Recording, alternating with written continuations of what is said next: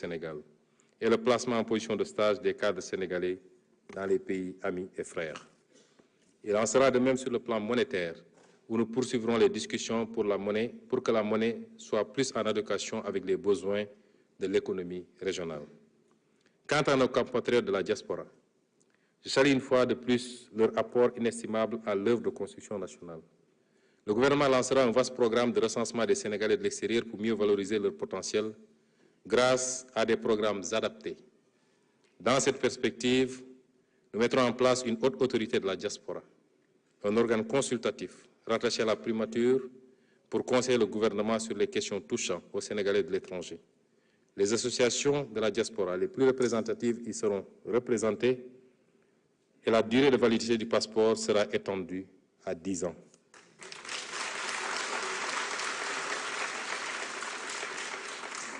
Le gouvernement nommera des magistrats de liaison dans certains postes au-delà de l'entrée judiciaire. Le magistrat de liaison prodiguera des conseils juridiques aux compatriotes tout en les aidant dans les procédures judiciaires. En outre, nous entendons créer les conditions de mise en place d'une banque de la diaspora.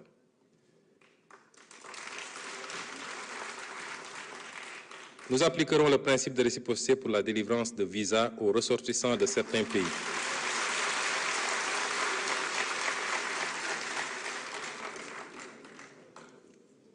Nous appliquerons le principe de réciprocité pour la délivrance de visas aux ressortissants de certains pays qui l'exigent à nos ressortissants.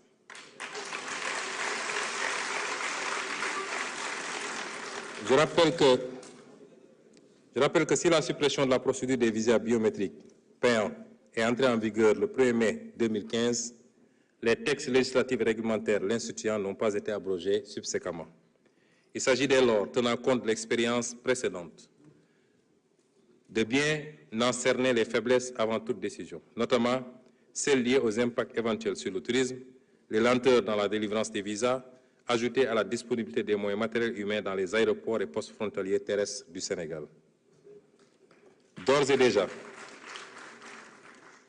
déjà, nous engagerons des discussions avec les pays relevant des catégories B et C afin d'exiger en retour le visa gratuit pour les ressortissants sénégalais sur la base du principe de réciprocité.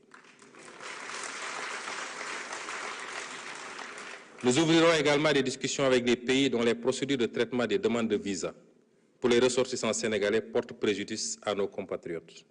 Pour mieux comprendre les procédures d'accès aux plateformes de prise de rendez-vous, la tarification des frais exigibles pour le traitement des demandes, les procédures de vérification d'authentification,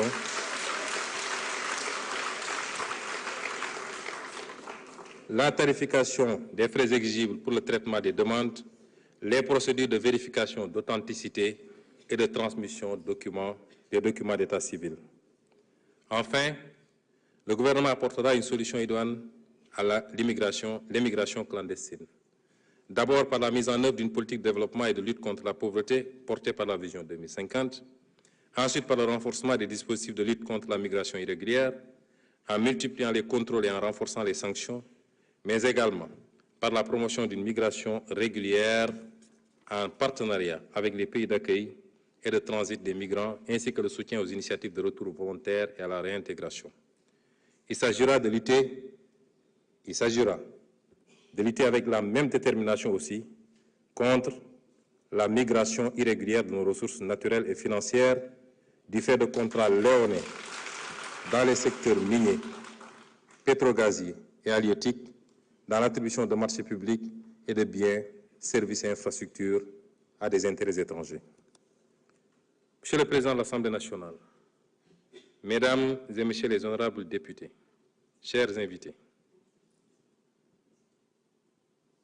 nous allons accompagner tous ces programmes de quelques réformes clés dont certains ont déjà été cités lors de mes développements. Les programmes de développement économique et social durable que je viens de retracer ne peuvent aboutir que si nous réussissons au préalable à consacrer fermement la bonne gouvernance et la transparence dans la gestion publique dans notre pays. C'est le seul moyen de restaurer la confiance entre les populations